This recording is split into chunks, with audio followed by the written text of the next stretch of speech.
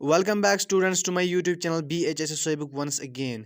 Students, आज की जो वीडियो है इसमें हम देखने वाले हैं जो SST का पेपर होता है, JK बोस क्लास 10th का, उसका गेस्ट पेपर। लेकिन इस वाले वीडियो में हम देखेंगे जो हिस्ट्री का पार्ट होता है और ज्योग्राफी का पार्ट, उन दोनों का गेस्ट पेपर हम देखेंगे। जो नेक्स्ट पार्ट होगा उसमें मैं आपके लिए लाऊंगा इकोनॉमिक्स का, जो इकोनॉमिक्स एंड डिजास्टर मैनेजमेंट है, और डेमोक्रेटिक पॉलिटिक्स का।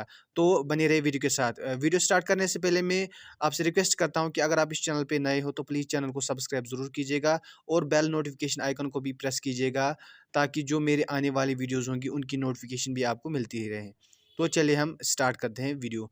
तो हिस्ट्री के पार्ट में हम देखेंगे, आपको पता ही है 5 मार्क के क्वेश्चंस होते हैं और 3 मार्क्स के क्वेश्चंस होते हैं। इसमें खाली यही होते हैं और बाकी जो होते हैं वो ऑब्जेक्टिव्स होते हैं,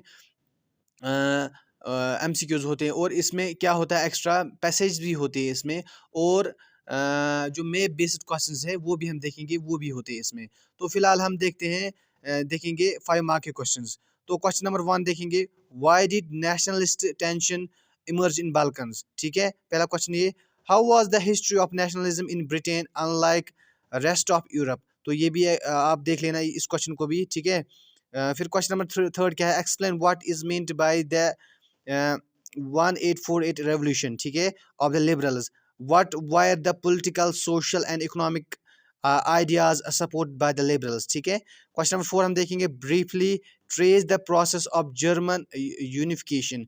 ये भी एक इंपॉर्टेंट क्वेश्चन है। ठीक है, who wire marine and Germania, what was the importance of the way in which they portrayed। ठीक है, क्वेश्चन नंबर 6 हम देखेंगे, what steps did the French revolutionaries take to create a sense of collective identity among French people। ठीक है, तो इसके अलावा एक और क्वेश्चन हम देखेंगे, question number 7, what changes did Napoleon introduce to make the administrative system more efficient in territories ruled by him। तो ये पहले 7 क्वेश्चंस है। इसके बाद हम देखेंगे, ये जो 7 क्वेश्चंस है ये आपको 5 मार्क के क्वेश्चंस है हिस्ट्री पार्ट में। तो अब हम 3 मार्क्स के जो क्वेश्चंस है हिस्ट्री पार्ट में वो देखेंगे। इनको आपको खाली 40 to 60 वर्ड्स लिखने हैं।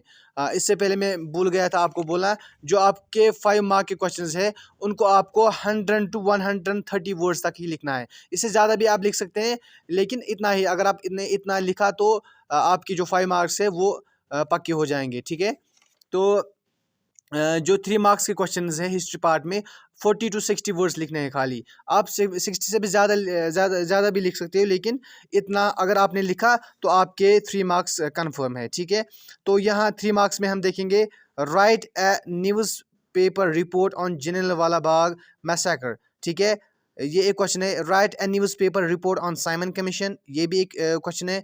तीसरा क्वेश्चन है, what is meant by idea satyagraha. ठीक है, question number 4, how the first world war helped in growth of national movement in India. ठीक है, ये क्वेश्चन है। Why Gandhi decided to withdraw non cooperation movement, ये क्वेश्चन नंबर 5 है। ये 3 मार्क्स है, ये इंपॉर्टेंट है। Explain the cause of great depression, ये भी एक क्वेश्चन है। What is meant by Bretton Woods agreement. तो ये 7th वाला क्वेश्चन है। क्वेश्चन नंबर मार्क्स जो 3 मार्क्स के क्वेश्चन है, 7th क्वेश्चन है।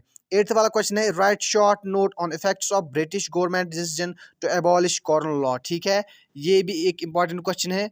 Write short note on effects of great depression on Indian economy, यानी कि ग्रेट डिप्रेशन का इंडियन इकोनॉमी पे क्या असर पड़ा। ठीक है, इंपॉर्टेंट क्वेश्चन है। Give 2 examples from history to show impact of technology on food availability. ये जो 10 क्वेश्चंस है मैंने आपको बताए, तो ये इंपॉर्टेंट क्वेश्चंस है, ये 3 मार्क्स के लिए हिस्ट्री में। और यहाँ पे नोट करने वाली एक बात है, मैंने नोट लिखा है, डू नॉट प्रिपेयर। आपको क्या प्रिपेयर नहीं करना है। Chapter number 4, age of industrialisation, ये याद रखना, ये आपको नहीं करना है। एज ऑफ इंडस्ट्रियलाइजेशन में आपको कोई भी क्वेश्चन नहीं करना है, क्योंकि इसका और पार्ट आता है इन वाले क्वेश्चंस में, तो ये करने की कोई ज़रूरत नहीं है। तो चैप्टर नंबर 5 अगर हम देखेंगे, print culture and modern world, ये भी आपको करने की ज़रूरत नहीं है, खाली क्योंकि इसमें पैसेज आती है 5 मार्क्स की। पैसेज आपको अच्छे से पढ़नी है और फिर वो मार्क्स आपको अच्छे से आएंगे, तो ये भी करने की ज़रूरत नहीं। प्रिंट कल्चर और मॉडर्न वर्ल्ड आपको करने की कोई ज़रूरत नहीं है, ठीक है। क्वेश्चन चैप्टर नंबर 6 जो है, JNK on path of modernisation, ये भी करने की ज़रूरत नहीं, क्योंकि जो इसमें 3 मार्क्स आते हैं वो MCQs आती है। तो आई होप आपको ये समझ आ गया होगा कि हमें क्या करना है, क्या नहीं करना है, ठीक है। स्मार्ट वर्क कीजिए, आपको स्मार्ट वर्क करने की ज़रूरत है, ठीक है। तो इसके बाद हम देखेंगे अब ज्योग्राफी का पार्ट। ज्योग्राफी के पार्ट में आपको क्या करना है, ठीक है। तो अगर हम ज्योग्राफी की बात करें तो इसमें भी हम पहले 5 मार्क्स के क्वेश्चंस देखेंगे। आपको 5 मार्क्स कौन कौन सा क्वेश्चन करना है, ठीक है। How have technical and economical development led to more consumption of resources, ये एक क्वेश्चन है। Explain land pattern in India and why has the land under forest not increased much since 1960-61, ये भी एक क्वेश्चन है। Suggest the initiative taken by government to ensure increase in agriculture production, ये एक question है। Discuss the impact of globalisation on Indian agriculture, ये भी एक क्वेश्चन है।